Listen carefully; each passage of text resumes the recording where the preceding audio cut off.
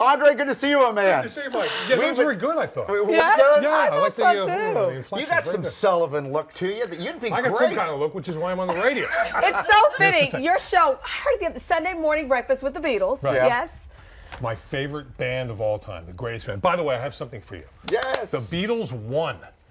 That's one of the biggest selling albums of all time. 27 #1 songs. What other band does 27 #1 songs? No one. Every single one a killer. Now, I know we can't play them, but those are them. Why can't we play them? Look at those tunes. Love Me Do, For Me to You, She Loves You, yeah. You notice a pattern here? In the early days, the Beatles used to love to sing and write songs for their fans. Yeah. So picture these teenage girls going, from me to you, till there was you, I want you. Of course they went You know, wild. I hate to bring this up, but you made me think about it. You know, you talked about how they see their fans and they write music for their fans. You know, as much as we talk about Bieber and girls who freak out over him, he's not writing music for them. I still feel like they're songwriters. Like my husband, as we speak, all these years later, just bought the whole anthology, if you will, to learn how to play, the songs on the piano. It still lives on. Do you know what I mean? It's great songwriting. It really is. Yeah. And your husband may attest to it. It's harder to play than it looks. I mean, it sounds very simplistic. But it's very creative. Nothing had been heard to this day of the sound, and I think that's part of the Beatles' charm. Let's roll some footage of the Beatles, and everybody started wearing the tight little black suits, started growing their hair. Well, a little shaggy here, Mike. I know, I gotta shave it.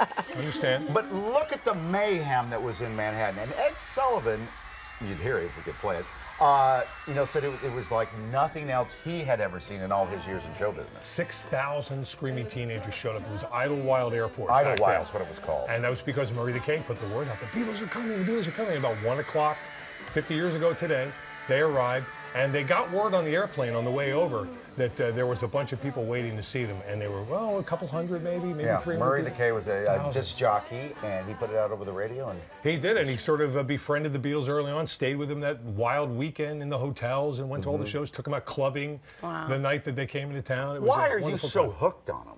Ever since I was 3 years old. 3? Yeah, 3 years old. Although I missed the Ed Sullivan show. My mother and father put me in front of the TV. I don't remember it, but that summer, I have 2 older brothers. They'd bring home the albums. I was dancing around in the house in Olney to Please Mr. Postman, and I Want to Hold Your Hand, and they used to call me the Baby Beatle. So it's in my DNA.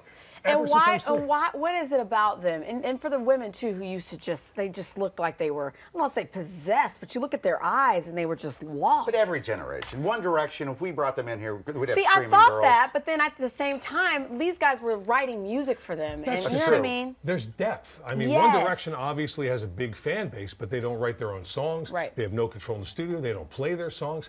These were guys from a faraway land called Liverpool that came here, wrote and sang their own songs, had wonderful charm, were confident. These were young men who would take on these New York reporters who were ready to really beat them down and give them a little stick.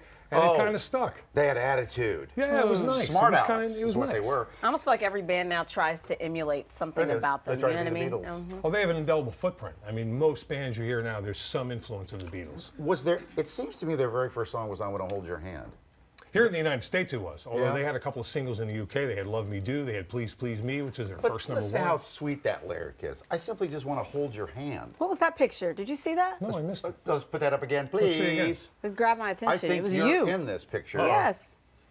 Oh, look at that. Ringo. Talk to me. There's Ringo. Talk to us. That was down in Atlantic City a couple of years ago. He was doing a concert and he was showing off some of his artwork, and I got a chance to meet and interview Ringo. That was the second time I actually met What's he him. like now? He's a nice guy.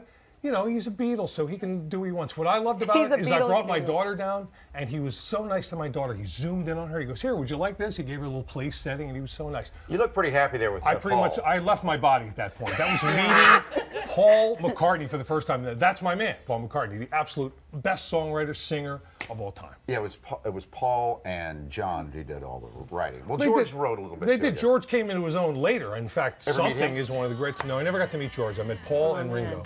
And I had a chance to meet John. He was on the, way back when in Philadelphia, there was the Mike Douglas show. Oh, yeah. And my father worked on that show. I found out that John Lennon was going to be on for the entire week, and I'm 11 years old. I'm losing my mind. I got the flu, and my mother wouldn't let me go. So I missed the whole thing. So you think my dad would have got me an autograph? No. He got his boss an autograph. And you've hated your parents ever since. I busted his chops till the day he died. Yeah, no question about it. What's your favorite song? Helter Skelter. greatest album of all time is White Album.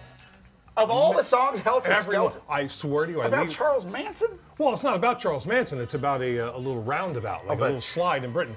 Charles Manson sort of took that into a weird direction. That's true. But there's just something about that song, the energy, the passion, the guitars. John Lennon actually played bass on that song. I appreciate your passion. I mean, I'm I out like of the my mind, music. Chanel. I know. the I want Beatles. to get out of body for somebody. Like, I want to be out of body. Who would make me leave my body? Not That's the Beatles? amazing. How about you? What are you guys? What are your favorite Beatles songs? Who Your would favorite make Beatles me- songs? Oh, gosh. I like silly stuff like I Want to Drive Your Car. What's it? Oh, Drive My Car. Drive My Car. Yeah, great song. What's Day the song that Tripper you're and trying to things play like right that. now? People like Hey No. Jude a lot. I was never so much into that. That was their biggest Oh, they single. want me to. They're in my ear. All you need is love. That's what they. I'm like, no, that's not my favorite. But that's part of the Beatles' success. You know, how many times, 200 and sometimes, the Beatles mentioned love in their lyrics. That's really what it was all They were about. lovers. They were. They were. We Can Work It Out. I didn't realize how many remakes were from them. I'll be honest with you. Just growing up, I didn't know, their songs. And then all of a sudden, now that I'm aware of their music, I'm like, oh my goodness, everybody's ripping them off with all sorts of little hooks and stuff like that. No, Oh, it's there's true. so many. my There's God. so Yes, many. no, I know. It's like everything now is not. I'm like, is there anything new? Everybody, every group is the barometer is the Beatles. Are Yeah. they the new Beatles? It's good They're stuff. constantly being compared, nor I doubt we'll ever see that again. We'll never see the excitement that was stirred by Beatlemania. Can I say something very quickly? Yes. MGK this weekend is going A to Z all weekend. Beatles Essential A to Z to celebrate, and I'm going to lose my mind, Mike. It's all Beatles on Just MGK. stay in your body. As long as you I'm stay trying, in your Chanel, I'm body. trying. Do they have you'll a be Z good. song? They don't. Your Mother Should Know would be the last one alphabetically, but we're taking a poetic license there. Sounds better than A to Y. Sure. That's true. A to X. Well, the W. Thank you. Good to see you. Hey, good to see you. Thanks. guys. 9:20.